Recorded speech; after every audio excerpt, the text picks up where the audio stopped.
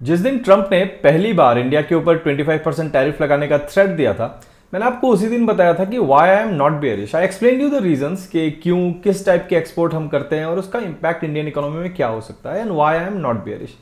But today I have rather turned bullish, and what are the reasons behind that? First of all, let's try to understand the situation of India. अभी क्या हो रहा है कि India के पास इन ए वे दो options दिख रहे हैं सर। एक तो ये है कि भाई रशिया से अगर हम ऑयल इंपोर्ट बंद कर देते हैं तो अपने करंट अकाउंट में एक डेफिसिट आएगा, जिसकी वजह से अपना वैसे ही लॉस होगा। और अगर हम बंद नहीं करते हैं तो यूएस अपने एक्सपोर्टर्स के ऊपर हेविली टैरिफ कर देगा, जिसका अगेन, क्योंकि हम डेवलपिंग इकोनॉमी है, अपने को एक्सपोर्ट की ज़रूरत है, बाहर से डॉलर आने की ज़रूरत है, तो अगेन उसका भी एक इम्पैक्ट आएगा अपने ऊपर। सो हम दोनों तरह से ही लूज लूज सिचुएशन में आ गए थे।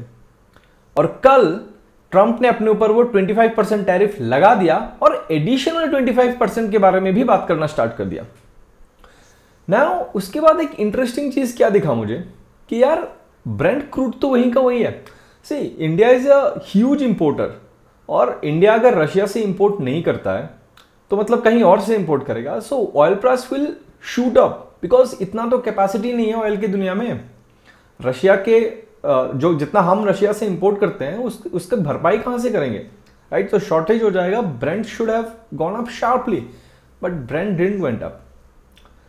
ये चीज अपने को एक ही इंडिकेशन देती है कि जो दो लूज लूज सिनेरियो या फिर दो सिनेरियो के बारे में बात कर रहा था मैं इंडिया के, उसमें से एक तो सर्टेन हो गया।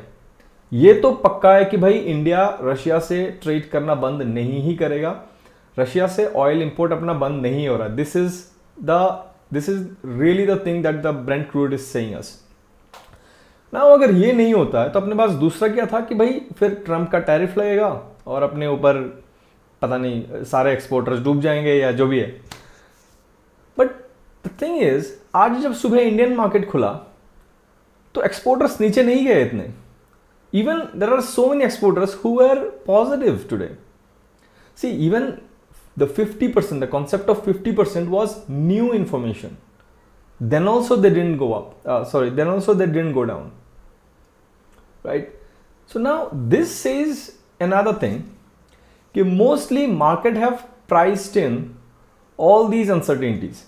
और 50% टैरिफ पे, 50 क्या 25% टैरिफ पे भी ज्यादातर जो टेक्सटाइल या फिर इस टाइप की कंपनीज है उनका तो बिजनेस ही खत्म हो गया। सो दैट मीन्स कि ट्रंप अगर यहां से टैरिफ को और बढ़ाता है, 50% से 100% भी कर देता है, तो भी मार्केट इसको शायद नेगेटिवली नहीं लेगा, क्योंकि एक पॉइंट के बाद टैरिफ का कोई इंपैक्ट ही नहीं रहता है और जितना मार्केट को नीचे जाना था वो शायद लेके जा चुका है। हमने देखा है कि जुलाई 3 से, मतलब जब ट्रंप के साथ पुतिन का कॉल फेल हुआ था, तब से ही मार्केट या एफआईआईज बेचने लगे थे कंटिन्यूअसली, और वहां से फिर मार्केट का अपना डाउनवर्ड ट्रेजेक्टरी में जाना स्टार्ट हुआ। फिर आज हम यहाँ पे, तो मोस्ट प्रोबेबली ये चीज को मार्केट ने ऑलरेडी प्राइस इन कर लिया है, इंक्रीमेंटल टैरिफ को भी प्राइस इन कर लिया। सो यहां से अगर कुछ और हो सकता है तो वो शायद कुछ पॉजिटिव डेवलपमेंट ही हो सकता है। और अगर रशियन क्रूड इंपोर्ट करना हम नहीं छोड़ रहे हैं, उसके बाद भी कुछ पॉजिटिव डेवलपमेंट हो सकता है, तो ऑब्वियसली एक ही चीज हो सकता है कि भाई वॉर ही रुक गया, सीज फायर हो गया यूक्रेन और रशिया के बीच में। Now fortunately there are few signs as well कि भाई शायद सीज फायर होने जा रहा है।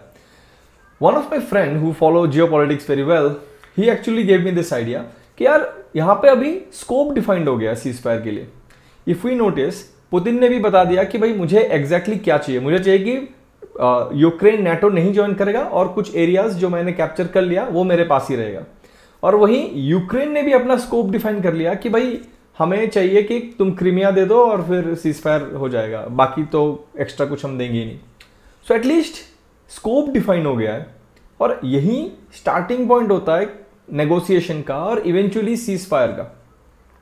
तो मे भी फिर दोनों पार्टी अपने जो भी डिमांड्स है उसमें से थोड़ा कॉम्प्रोमाइज करके फिर मिडिल ग्राउंड पे मीट करेंगे एंड सीज फायर हो सकता है।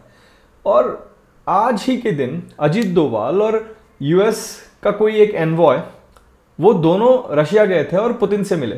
तो this is another good development. That is a third news as well, जिसके बाद एक्चुअली रशियन मार्केट अगर आप आज देखोगे तो 5% ऊपर चला गया, जो मॉस्को इंडेक्स है वो। ट्रंप और पुतिन का शायद फिर से कोई एक टेलीफोनिक कॉल या some kind of a meet होने वाला है। So all these are positive development जो, और इनमें से अगर कुछ भी ट्रिगर करता है तो क्योंकि मार्केट नेगेटिव चीजों को ऑलरेडी शायद प्राइस इन कर चुका है, तो कोई भी पॉजिटिव डेवलपमेंट यहां से मार्केट को घुमा सकता है। By the way, full disclosure, ये कोई बाय सेल रिकमेंडेशन नहीं है, ये सिर्फ मेरे ख्याली पुलाव है। आपको मैं बस एक एजुकेशनल पर्पज से ही शेयर कर रहा हूं, तो आपको मेरे बातों के ऊपर बेस करके अपना कोई भी फाइनेंशियल डिसीजन नहीं लेना है। बाय द वे, एक कैच भी है कि पॉजिटिव डेवलपमेंट अगर होता है तो फिर ऊपर तो जा सकता है। कैच ये है कि यार अगर अभी आप देखते हो तो ब्रिक्स भी काफी स्ट्रांगली रिएक्ट कर रहा है। After 2019 for the first time Modi ji will visit China, then Putin is also coming to India. So ये भी हो सकता है कि कुछ एक दूसरे टाइप का डेवलपमेंट हो जाए एज अ ब्लैक स्वान, जिसको कि शायद मार्केट अभी तक नहीं सोच रहा होगा और फिर बाद में उसका कुछ और नेगेटिव इम्पैक्ट आ सकता है। या फिर अगर मार्केट ये सोच रहा होगा कि भाई अल्टीमेटली तो जो टैरिफ रेट है वो नीचे आ ही जाएगा, बिकॉज यूएस के भी तो बहुत सारे इन्वेस्टमेंट है यार इंडिया में।